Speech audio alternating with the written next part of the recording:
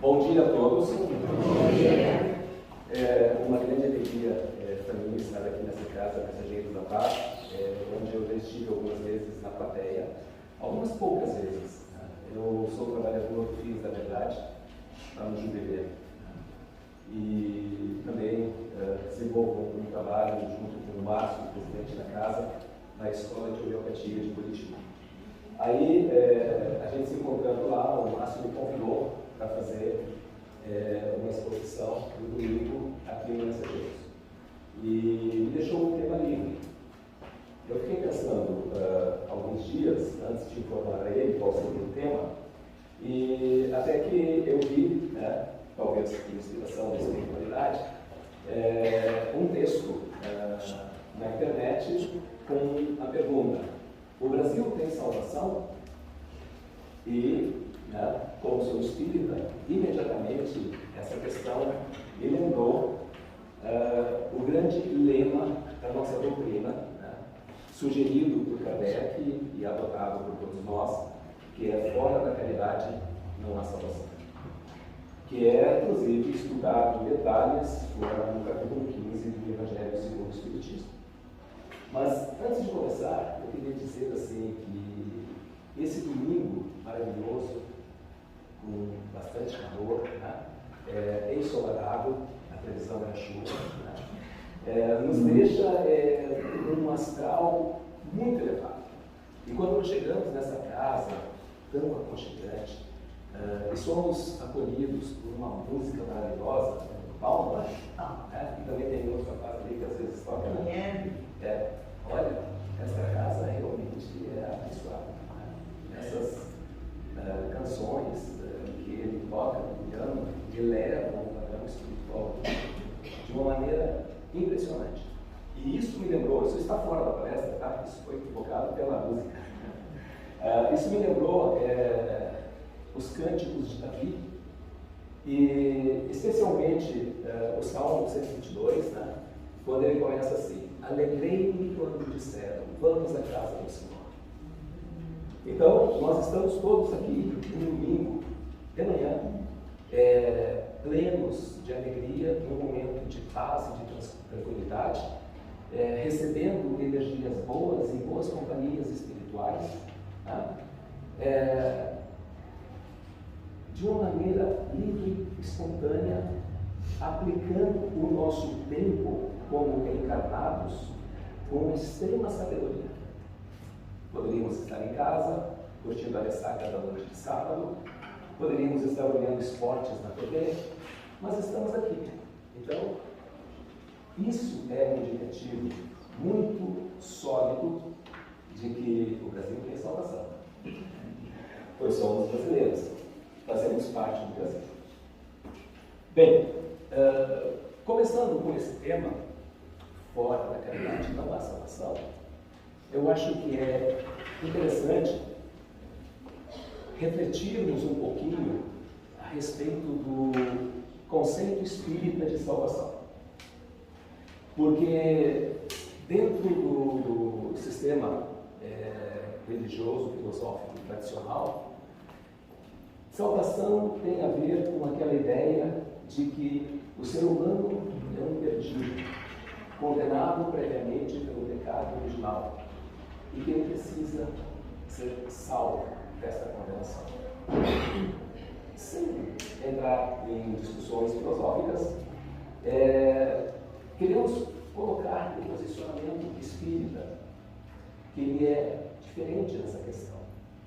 Reconhecemos, sim, que a humanidade, e cada um de nós, precisa de salvação. Não basta nem volta. Não é verdade? Se alguém não nos salvar, vamos todos sucumbir. E quem é esse alguém? Cada um de nós. Precisamos, em primeiro lugar, nos salvar. E aí, estender a mão ao lado para salvar aqueles que não estão conseguindo salvarem-se a si próprios. Então, o conceito espírita de salvação diz que isso está relacionado à ideia de evolução, de progresso.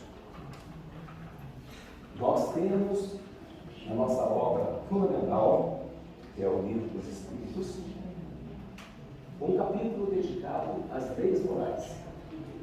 E quando nós estudamos esse capítulo, nós aprendemos coisas maravilhosas, porque ali nós temos nada mais, nada menos que o manual da criação, o manual do universo.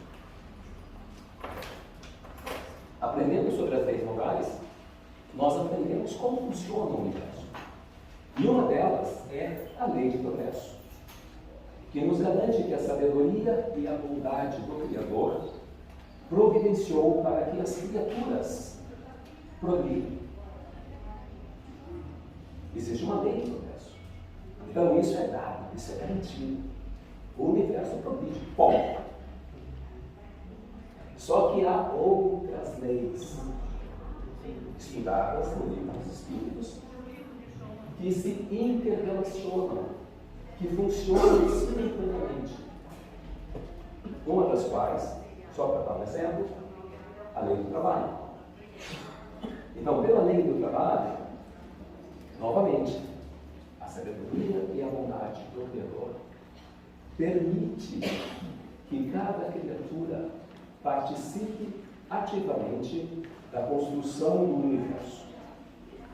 Então, nós temos a honra de nos tornar co-criadores do universo. Não é pouca coisa. Se desempenharmos bem esta tarefa, nós vamos acelerar a nossa taxa de progresso.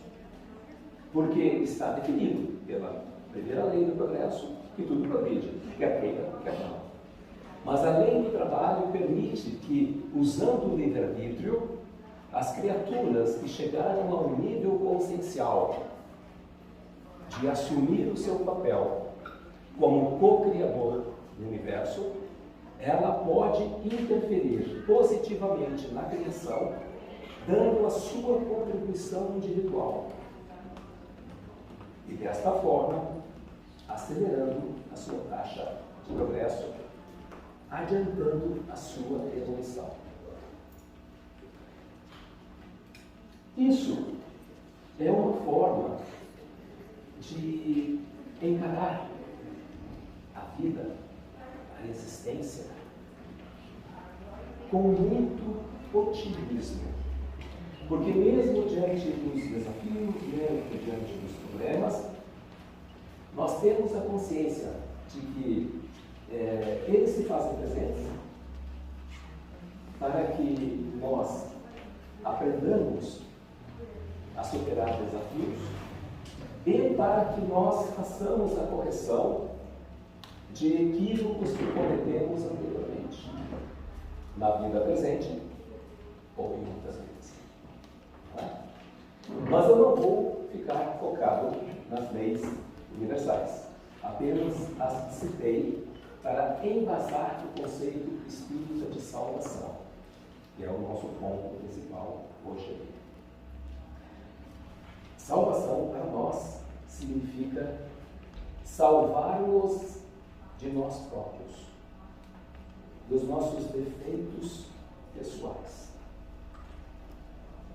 Deixarmos de ser tão fracos, amedrontados, assustados, homens de pouca fé. Por que temeste?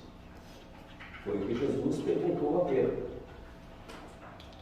Quando ele se aproximava, caminhando sobre as águas para o barco, e começou a uma tempestade, e Pedro pediu: se és tu, manda que eu vá ter contigo sobre as águas. E o Cristo disse: vem. E Pedro começou a ir, caminhando sobre as águas. Só que quando ele viu as ondas, e viu a distância que estava Jesus, ele se assustou. E no momento em que ele se assustou, ele começou a afundar. E enquanto Jesus estendia a mão para que ele não se afogasse, deu-nos esta pérola de sabedoria. Homem de pouca fé, por que duvidaste? Então isso faz parte das nossas vulnerabilidades como ser humano. A dúvida, a incerteza, a vacilação, as decisões erradas. Disso tudo nós precisamos ser salvos. Sem turbulência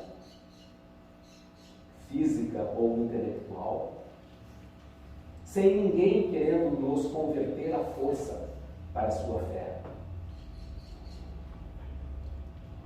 Porque muitas vezes, pessoas bem intencionadas querem a todo custo salvar a nossa alma. E se nós não aceitamos a salvação que nos é oferecida, estamos condenados. E às vezes, aquele próprio Salvador que estava ali é o executor, ou pretende ser. Isso foi feito ao longo da história da humanidade e a nível coletivo várias vezes. Europeus chegando na América e falando para os nativos: trazemos a mensagem do Evangelho, convertam-se. Eles não querem se converter, fatos. Terrível, não é?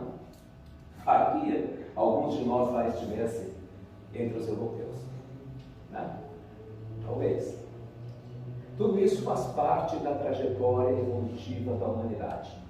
E os erros passados devem ser lamentados, sim, mas não há necessidade que se fique remoendo-os. Porque os erros passados, eles só têm como prática, servir de exemplo para não serem repetidos. Porque existe uma outra lei moral, volta e meia eu recorro às leis morais, porque é o manual de instruções do universo. Existe uma outra lei moral que é a lei de liberdade. E a lei de liberdade garante a todas as criaturas o quê? Em primeiro lugar, o direito de acertar. Esse é o nosso primeiro direito, E a gente gostaria de exercê-lo em relação à Mega Sena. Mas não funciona sempre assim. Em segundo lugar, em paralelo ao direito de acertar, o direito de errar. É óbvio. Porque se nós não tivéssemos a lei de liberdade como um dos pilares do universo, nós seríamos o quê? Robôs pré-programados para fazer o bem. Que maravilha que seria o universo. Todo mundo bonzinho, ético, bem comportado. E qual o valor disso? Zero.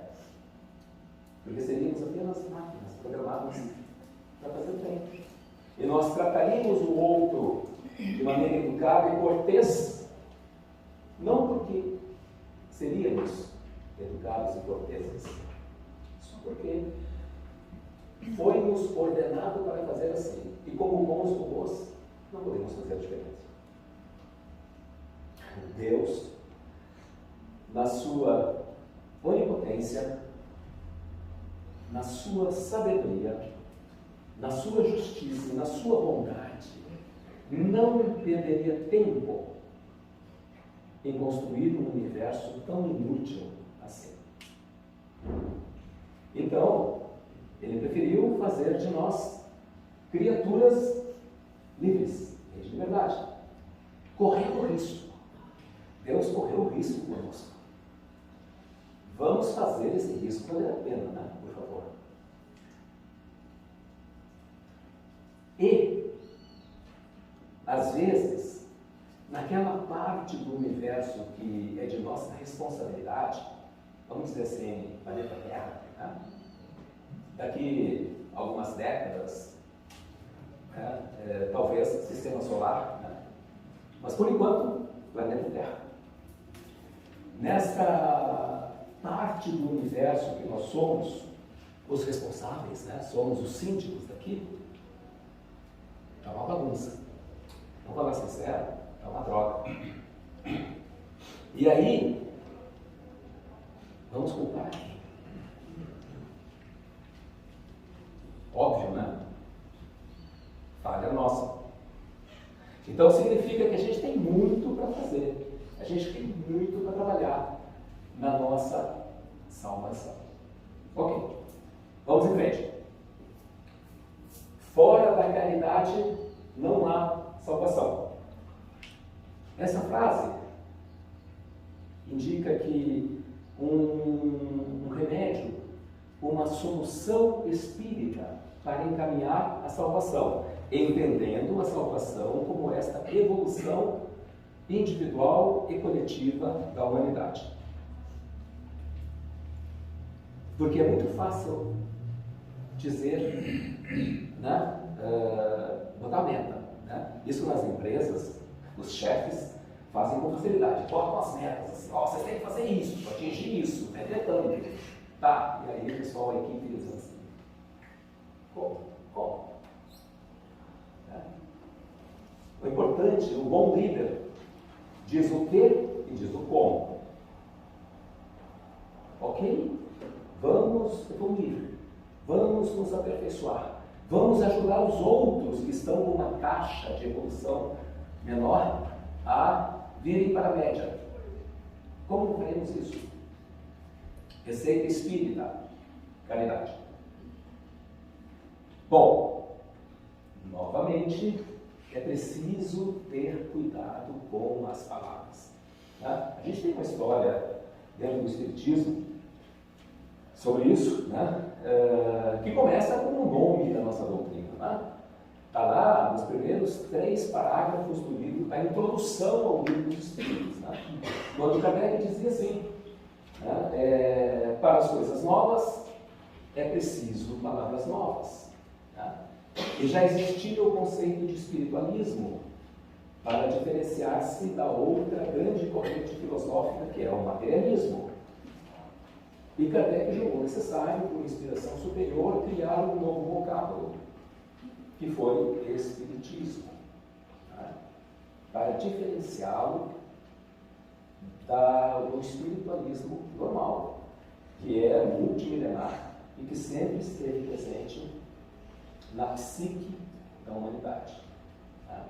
Porque não há tribo nenhuma, povo nenhum, em toda a história da humanidade que tenha sido ateu.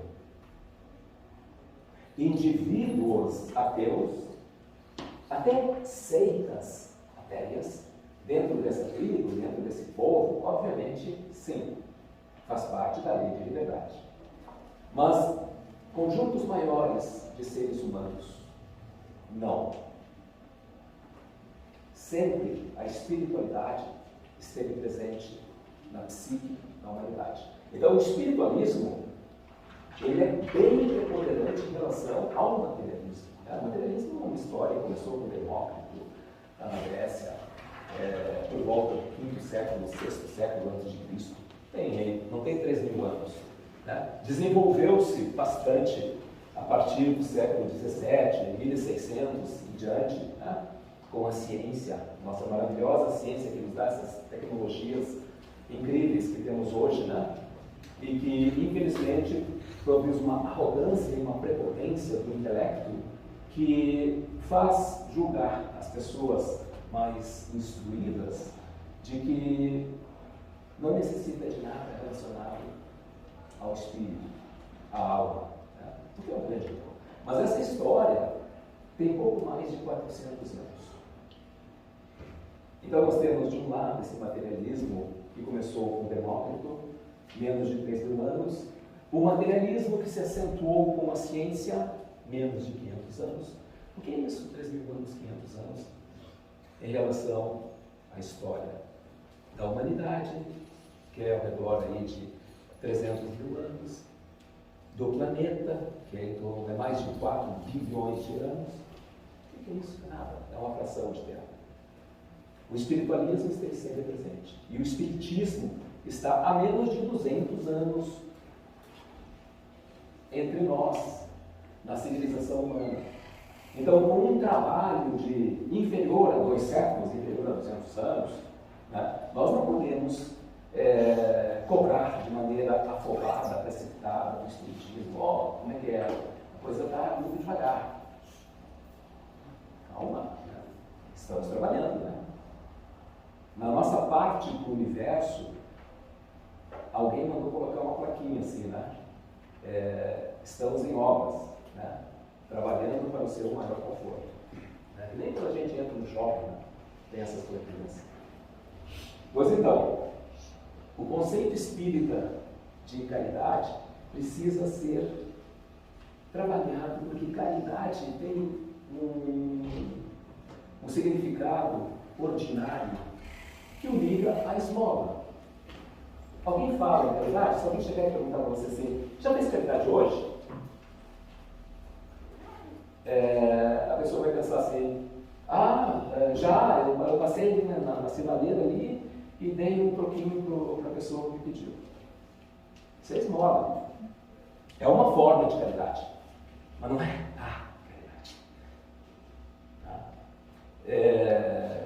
Foi para esse lado aí de assistência material, né? O significado da palavra. Mas originalmente não é assim. Originalmente, caridade vem da palavra latina caritas, né? Que foi uma tradução do termo que tem no Novo Testamento, que é ágape. Né? O Novo Testamento foi escrito em grego, né? Exceto o Evangelho de Mateus, que tem uma versão em aramaico, mas todos os demais 27 livros do Novo Testamento foram escritos originalmente em grego. Tá? E aí eles foram traduzidos do grego para o latim e depois diretamente do grego para nossos idiomas aí. Então, naquela famosa passagem que todo mundo conhece, do livro de Coríntios, capítulo 13, né? A respeito, aquele hino que o apóstolo Paulo escreve a respeito do amor, né? Todo mundo conhece dessa forma, né? Na verdade, a palavra que está ali no grego é ágape, né? E a primeira tradução para o português foi caridade. Só nas traduções mais recentes da Bíblia, da década de 1980 para cá, que começou-se a utilizar a tradução para amor. Mas se alguém for no sebo e procurar uma tradução bíblica de João Ferreira de Almeida, do Padre Figueiredo, seja qual for aí, inferior ao ano de 70, de preferência até a década de 60, vai encontrar lá, naquele impresso lá, né, em vez de amor, a palavra caridade. Né? Então, onde ele diz assim, se eu falasse a língua dos anjos, né, e não tivesse caridade, eu seria como o bronze que soa, ou como o sino que retinha. Ele fala, se não tivesse caridade. E tudo aquilo. Então, para nós, espíritas, caridade tem esse conceito superior de amor em ação. Porque isso tudo está ligado à mensagem do Evangelho. O que é o Evangelho? O Evangelho é o ensinamento do Cristo. Evangelho é uma palavra grega que significa boa nova, no sentido de boa notícia. E qual foi a boa notícia que o Cristo trouxe? Isso está lá no Evangelho de Mateus, no capítulo 22, quando conta a seguinte história. Né? Os fariseus, observando a maneira, a profunda sabedoria com a qual Jesus ensinava a multidão, os fariseus se aproximaram dele e perguntaram assim: Mestre, qual é o maior de todos os mandamentos? Olha como os fariseus se referiram a Jesus. Mestre. Mestre, qual é o maior de todos os mandamentos? E Jesus respondeu: ama a Deus acima de todas as coisas. E, de maneira casual, Jesus acrescentou: ama a Deus acima de todas as coisas, este é o primeiro e maior mandamento. E o segundo, semelhante a este, é: ama a teu próximo como a ti mesmo. Porque aí está a lei e os profetas.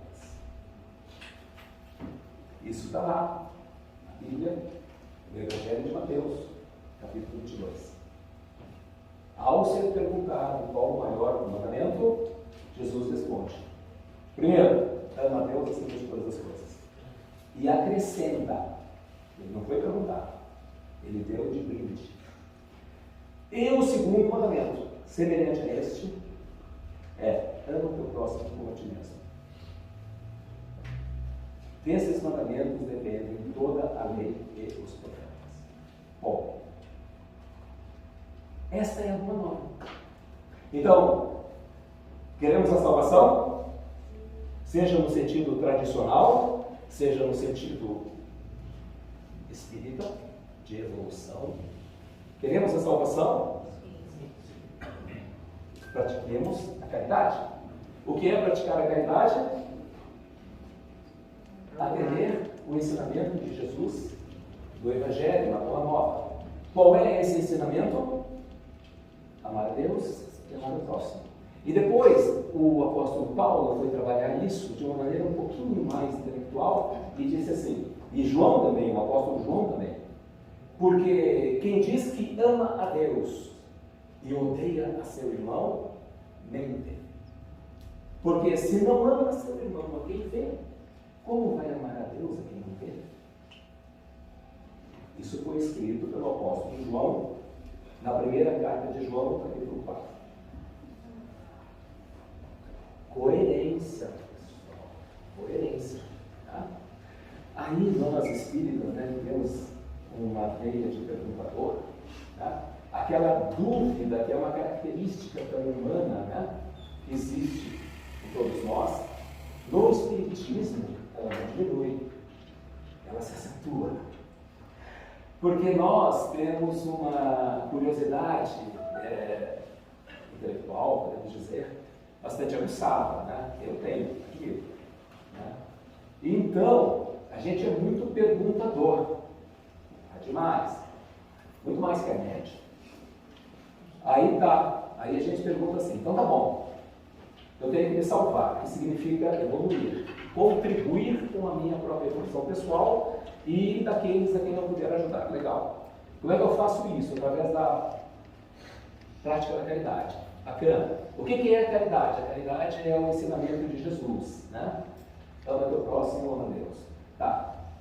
Como é que eu faço isso? A gente não para o como, Como é que eu amo a Deus e a meu próximo, Aí é complicado. Às vezes, o próximo mais próximo, que é a família consanguínea, é difícil amar.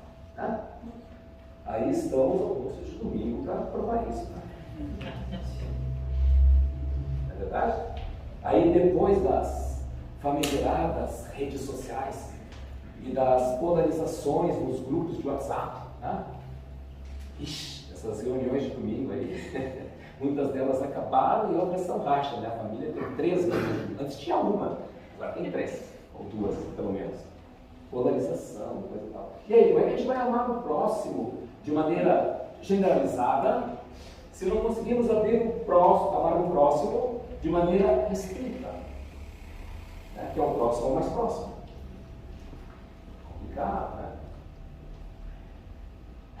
Isso se dá por causa de um equívoco nosso. E esse equívoco, a gente também não é culpado desse equívoco, porque tem a ver com traduções e significados de palavras. E por isso que é melhor usar a palavra caridade do que amor. Entendendo caridade como o amor em ação. Porque quando se fala em amor, nós ligamos automaticamente o significado de sentimento. Eu aposto assim que todo esse público aqui, se fosse questionado como você define amor, o que você entende por amor, a maior parte começaria dizendo que é um sentimento, um tipo de sentimento. É o sentimento mais nobre que existe, etc. Está associado conosco. Amor é sentimento. Entretanto, o amor do qual se fala do Evangelho, ele é superior a isso. Ele é ágape. Essa confusão se dá porque, de novo, o Novo Testamento todo foi escrito em grego. E E os gregos tinham 3 palavras para se referir a amor. Nós pegamos 3 conceitos diferentes, os nossos tradutores, os queridos, e traduziram por uma só, amor. E aí como é que a gente não vai fazer confusão? A primeira palavra que os gregos usam para amor, foi trazido por amor, é eros. Então tem a ver com o amor físico, o amor paixão, o amor erótico. Todo mundo sabe. A segunda palavra que os gregos utilizam, que foi traduzida por amor, é philos, que às vezes é traduzido por amizade, ou amor. Então, filosofia, o amor, o saber. Os bibliófilos, como eu, os que têm amor aos livros. E a terceira palavra que foi traduzida por amor, que falta de imaginação dos tradutores, é ágape. E eros tem um significado, filos tem outro, ágape tem outro, E a gente misturou tudo numa palavra só. Aí tem que dar confusão. Será que o grande mestre, o mestre dos mestres, não poderia nos ajudar? Por que ele não explicou de maneira um pouquinho mais clara? Porque é Jesus, Mas ele explicou. A gente que não presta atenção. Porque no Evangelho de Mateus, o mais tradicional, o único que foi escrito em aramaico, que foi o idioma que o Cristo falou, tem ali no capítulo 7, e o capítulo 7, o capítulo 5, 6 e 7 de Mateus, eles são muito especiais, porque eles contêm o Sermão da Montanha, uma das mais belas páginas da literatura universal. Sermão da Montanha, lembra? Aqueles que começam com as bem-aventuranças. E depois das bem-aventuranças, vai mais alguns capítulos ali de preciosidades morais, espirituais, no mais elevado padrão, vindos na boca do Cristo. Pois aí, nesses capítulos que descrevem o Sermão da Montanha, especificamente no 7º, o Cristo diz assim, e não vou nem falar de memória, vou ler, é só um versículozinho curto.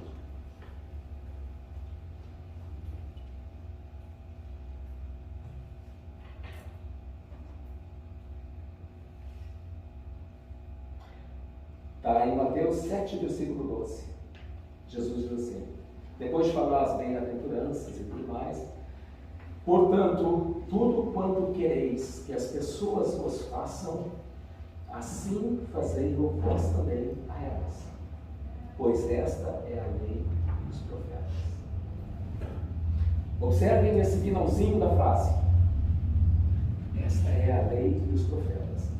Quando os fariseus, numa outra situação, perguntaram qual era o maior mandamento, Cristo falou: ama Deus acima de todas as coisas, ama o próximo como a ti mesmo. Esta é a lei dos profetas. E aí, no Sermão da Montanha, o Cristo falou: tudo quanto quereis que as pessoas vos façam, assim fazei-o também a elas. E arremata, pois esta é a lei dos profetas. Então, a gente junta um neurônio com outro neurônio e faz a sinapse. Amar a Deus acima de todas as coisas, amar o próximo como si mesmo. Como amar o próximo? Fazer ao outro o que queremos que ele nos faça. Bingo. E Kardec desenvolve essa ideia nas obras básicas, com mais profundidade do que eu estou fazendo aqui agora. Mas, nesse momento, nesse domingo maravilhoso, embora um pouco quente, é suficiente isto. Saber que o conceito de caridade ligado à prática do amor, caridade é o amor em ação. O que é o amor? O amor é fazer ao outro o que queremos que ele nos faça. Mas isso não é sentimento. Claro que não. Isso é o quê? Isso é ação. Isso é agir. Então, vejam bem, no conceito filosófico espírita, amar não é sentir, pelo menos no começo. Amar é agir. Agir como? Agir com os outros, o próximo, como gostaríamos que agisse conosco. Como é que nós gostamos de ser tratados? Ah, isso é fácil de responder, né? A gente gosta de ser tratado com mordomia. A gente gosta de ser tratado com cortesia. A gente gosta de ser tratado com gentileza. A gente gosta de ser tratado com palavras respeitosas. Ninguém gosta de ser xingado e ofendido por causa das suas opiniões. Tem acontecido muito ultimamente. É assim que a gente gosta de ser tratado. Fácil de dizer. Fácil de responder. E aí? Inverte. É assim que você tem que tratar os outros. Ponto. Como é simples, como é fácil. Tá? E observem a sutileza do ensinamento do Cristo. Ele não disse assim, assim como os outros vos trataram, tratai-os vós também. Ah, não. Isso seria transformar todos nós em seres reativos. Nós estaríamos reagindo, tá? Igual uma frase que eu vi uma vez no Paradiso, no filtro traseiro do carro, né? O motorista, muito gentil e cortês, né? Escreveu assim: eu só tenho educação com quem tem educação comigo. Coitado. Coitado. Isso é o suprassumo da criatura reativa. Ele está concedendo ao outro o poder de determinar o comportamento dele. Ele está dando ao outro esse poder.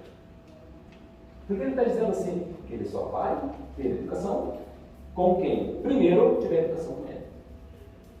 Não foi isso que o Cristo ensinou. O Cristo disse: fazei aos outros assim como vós quereis que os outros vos façam. Esta é a lei dos profetas. Mateus 7, 22. Ou seja, haja primeiro. Agir primeiro significa ser proativo. É o contrário de ser reativo. Ser proativo é assim, alguém se desequilibra emocionalmente e te ofende. Aí você, como bom ofendido, usando os seus direitos constitucionais, vai devolver a ofensa. Você está sendo reativo. Outra cena. Alguém se desequilibra emocionalmente e te ofende. Você lembra dos seus direitos constitucionais. Entretanto, você vai um degrau acima, moralmente. E ao invés de reagir, devolvendo a ofensa no mesmo grau e proporcionalmente, como diz o direito penal, se não for a Constituição, tá? Depois eu pergunto para minha filha, que é advogada. Tá? Não, você dá um ponto, a pessoa ofendeu, você, ponto, eu não vou ofendê-la, eu vou tratá-la de volta, mas com cortesia e respeito, com firmeza, se necessário, e frequentemente ser firme, porém com cortesia e com respeito, jamais baixando o nível das palavras que utilizamos. Porque as palavras têm poder. Essa frase é batida para caramba, né? Mas verdadeira, extremamente verdadeira. As palavras têm poder, muito poder. Então, Tem uma passagem na questão 100 do livro dos Espíritos, quando Kardec fala a respeito da escala dos Espíritos.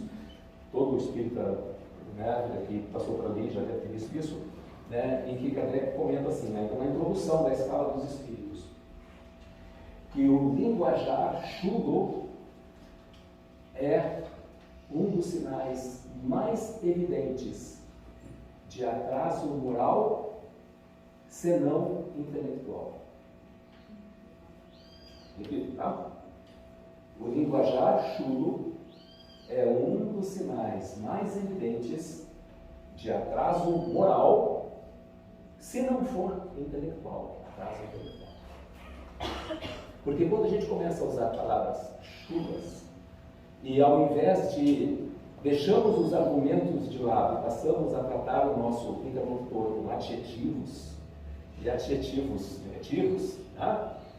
Nós baixamos o nosso padrão vibratório terrivelmente. E aí nós nos tornamos acessíveis, nós nos tornamos vulneráveis aos espíritos que pululam por aí, aqueles que a gente costuma chamar de obsessores, sabe? Tá? Aos espíritos de baixa vibração, das trevas, né? E uma vez que eles conseguem acoplar em nós, porque nós baixamos o nosso padrão vibratório, está feito o estado. Aí depois vai fazer aquilo desgrudar, não é fácil. Não é fácil. Tá? Então, uma maneira inteligente é evitar isso, evitando a utilização de palavras de baixo calor. É manter sempre o nosso linguajar nobre. A língua portuguesa é tão linda. Vamos usá-la com sabedoria. Tá? Temos palavras tão poéticas, tão rimadas, né?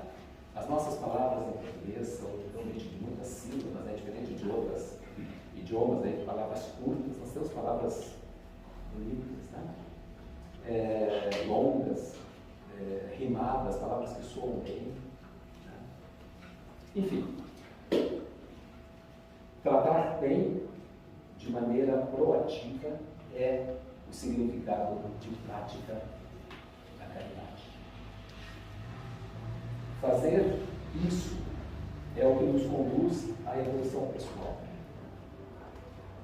A evolução pessoal é a nossa salvação.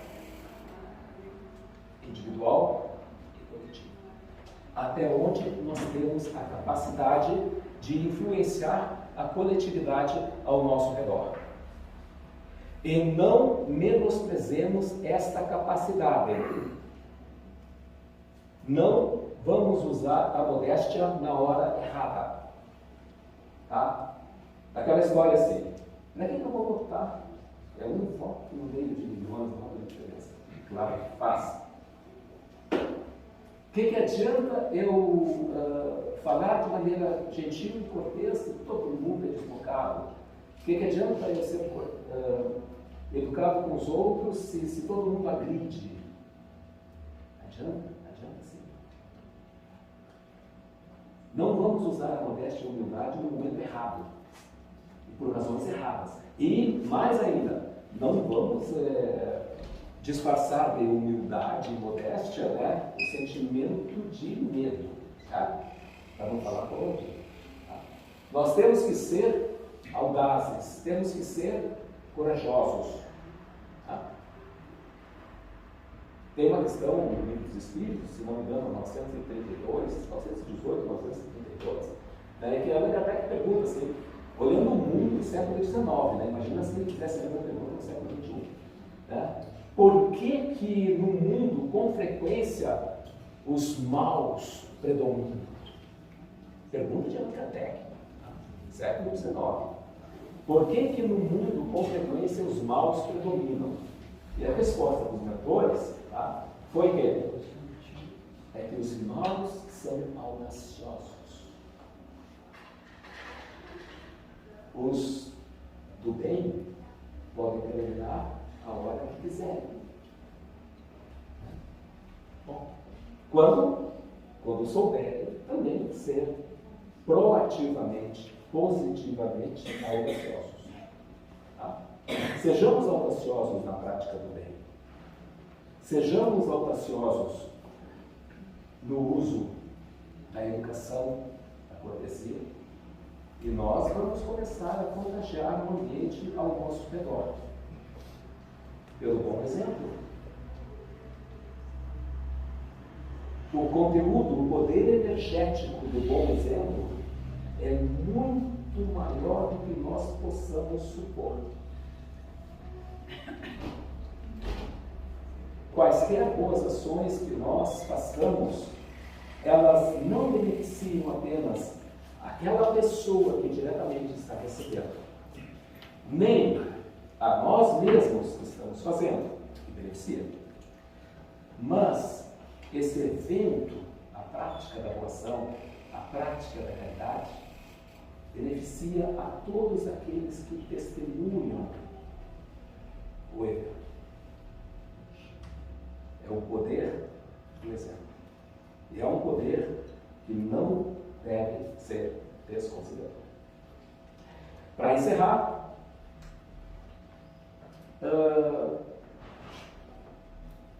uma questão assim, na veia. Eu comentei que nós espíritas somos muito perguntadores, né? E a gente, de certa maneira, aprendeu isso com Kardec. Era um perguntador inveterado, né? Tanto é que o Livro dos Espíritos é organizado dessa maneira de perguntas e respostas, o livro dos médiuns também, né? É um método que o professor aprendeu lá com Pestalozzi e é um excelente método, que Sócrates já usava isso. Perguntas e respostas. Chama-se Eugística. Bom, Kardec, lá na questão 686 do Livro dos Espíritos, 686, ele pergunta assim: qual é o significado de caridade? Pergunta direta, né? Na verdade, eu acho que as palavras que ele usou é assim: como devemos entender o conceito de caridade? E os mentores, pacientemente, porque para responder a Kardec tinha que ter paciência, mas ainda bem que eles eram espíritos superiores, né? Os mentores pacientemente responderam assim: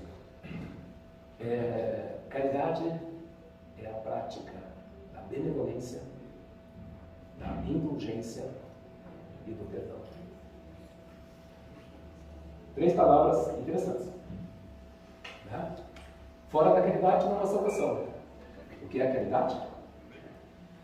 Prática da benevolência, da indulgência e do perdão. Nível seguinte de perguntas, né? O que é a benevolência?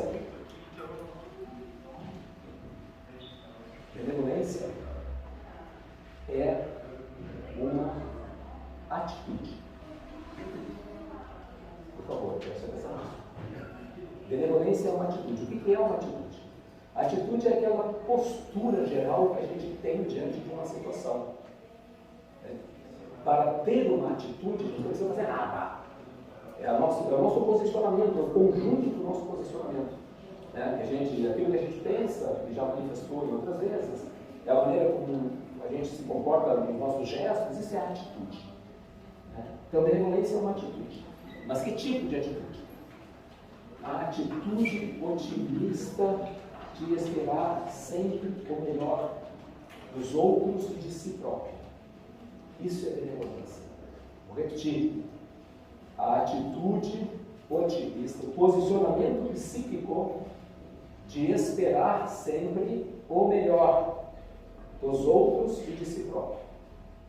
Benevolência. Traduzindo assim, no linguajar jovem, tá? Levar a vida numa boa. Tá? Esperar o melhor.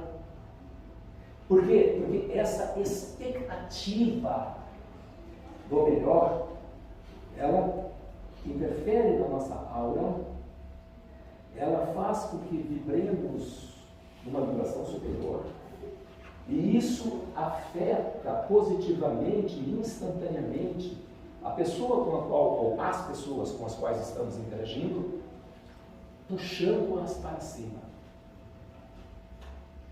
Isso qualquer psicólogo empresarial sabe, e quando vai fazer cursos nas empresas, dos quais eu participo muito, preocupa-se em transmitir isso aos funcionários, colaboradores, tá?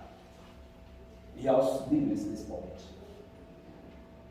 Mantenha uma expectativa positiva da pessoa, do outro. E é preciso, o que é preciso? É preciso que isso seja sincero, tá? Não pode ser falso. O que não é sincero não tem validade e dá um rebote, dá o efeito contrário. Tá? Mas mantenha de maneira sincera uma expectativa positiva em relação ao outro. É uma atitude, não precisa falar. É a maneira como você olha, a maneira como você sorri. As suas palavras, obviamente.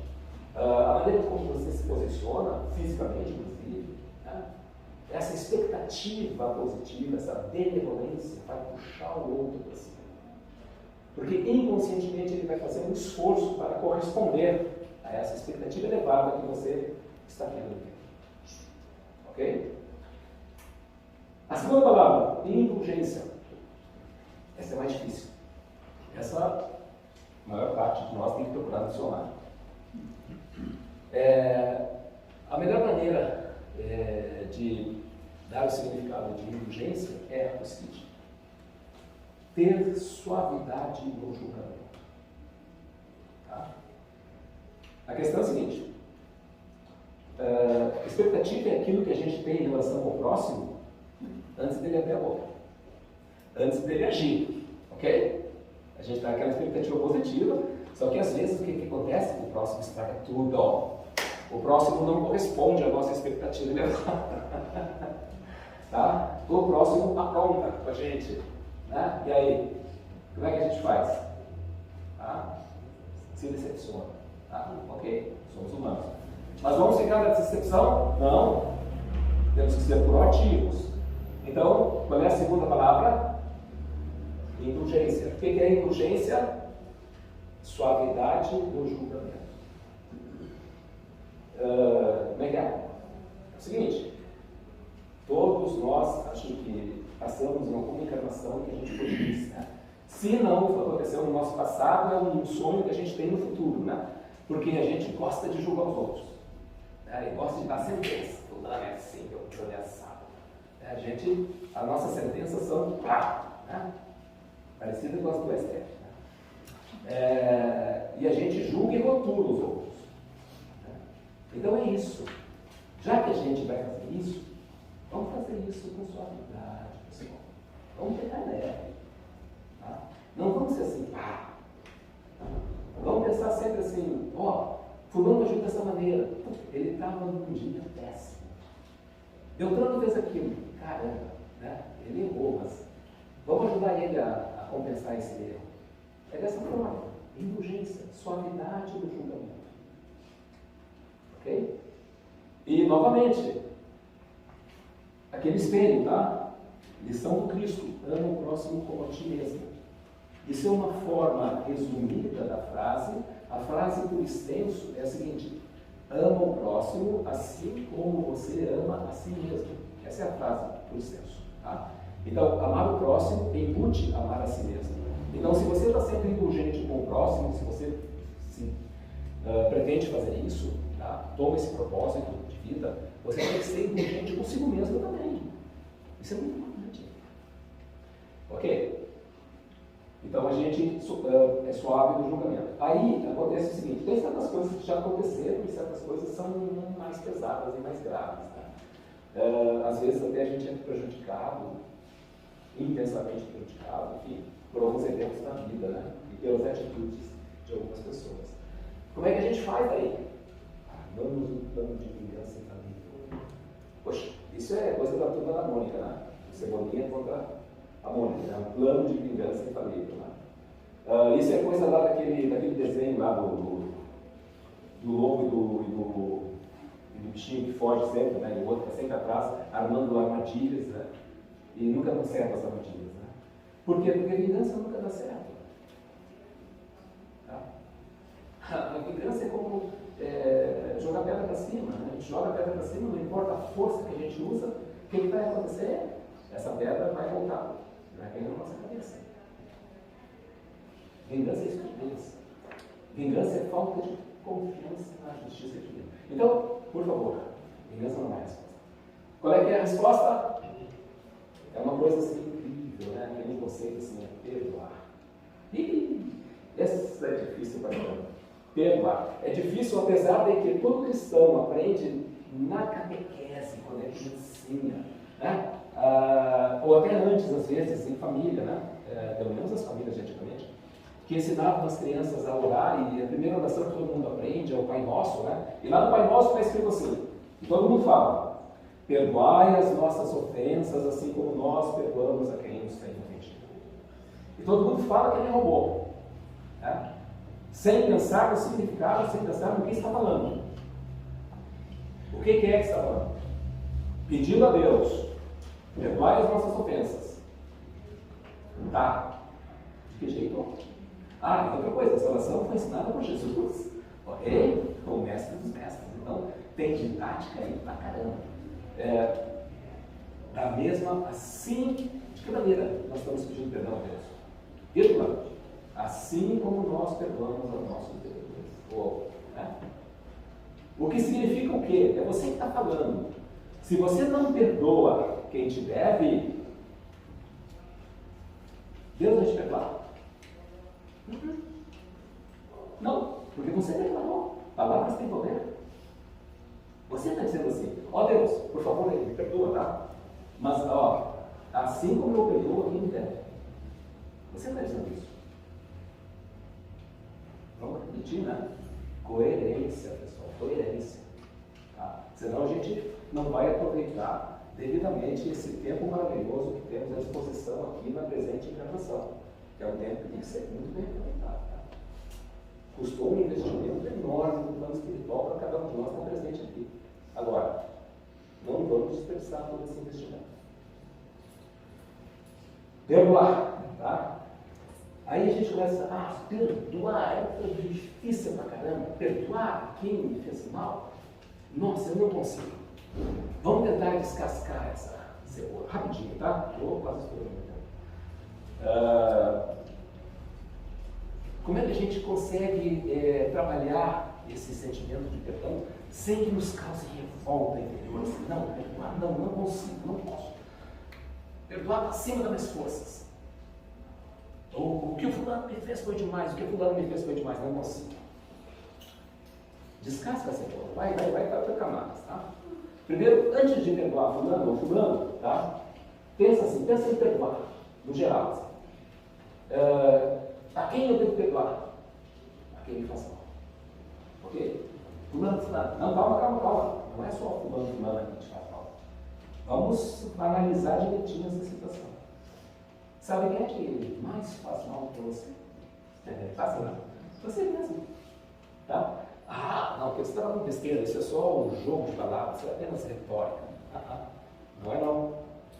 Você é o que faz muito mal para você quando você se alimenta mal, usando alimentos inadequados, seja em quantidade, seja em qualidade, quando você negligencia o seu corpo físico, fazendo poucos exercícios, né? Coisa que eu faço, né? Eu vou falar antes que ela levante como fala, tá? Então, você faz mal para você mesmo, tá? Quando você não faz exercícios como deveria, tá? Você faz mal para si mesmo quando fica remoendo as coisas do tipo aquele rancoroso, sabe? São os piores defeitos da alma, ser rancoroso. Tá? Enfim, você próprio se prejudica muito. Tá? Então, quem é que você tem que prejudicar? Perdoar? Se você tem que perdoar quem faz mal a você, a primeira pessoa que você tem que perdoar é você mesmo. Tá? Então, perdoa. Perdoar a si mesmo significa o quê? Pare de se autocriticar. Porque reconhecer os próprios defeitos é virtude. Condenar os próprios defeitos é burrice. Tá? Por que é burrice? Porque nós não temos que perder tempo condenando os nossos defeitos. Nós temos que usar o tempo de maneira sábia, corrigindo os nossos defeitos. Condenar não adianta, para que condenar? É aquela nossa maneira de ser juiz, né? Então, identificar os próprios defeitos, ok, virtude, Reconhecê-los, ok, virtude. Condená-los, não, coisa inútil. Em vez de condenar os nossos defeitos, vamos transformá-los em lições a serem aprendidas e não repetidas. Vamos corrigi-los, ok? Página 9, ano novo, tá? Hoje é 15 de janeiro. Então, é isso, meus amigos. Auto-perdão. A partir do auto-perdão, a gente consegue ter a força moral de perdoar os outros. Não é fácil no começo. Aliás, como todo exercício físico, né? E como todo esporte, no começo não é fácil. Mas a disciplina, né? A disciplina que Chico Xavier foi recomendado por Emmanuel, né? Disciplina, disciplina, disciplina. Né? Essa é a receita para fazer toda aquela obra maravilhosa que Chico Xavier fez. A disciplina é a nossa grande alavanca para fazer essa grande obra, que é a nossa evolução pessoal e coletiva. A evolução pessoal e coletiva é a salvação do Brasil e da humanidade, do planeta Terra, essa parte do universo que está sob nossa responsabilidade direta. E nós fazemos isso através da prática da caridade. E é por isso que o Espiritismo diz que fora da caridade não há salvação. Obrigado, Deus. E que Jesus nos abençoe.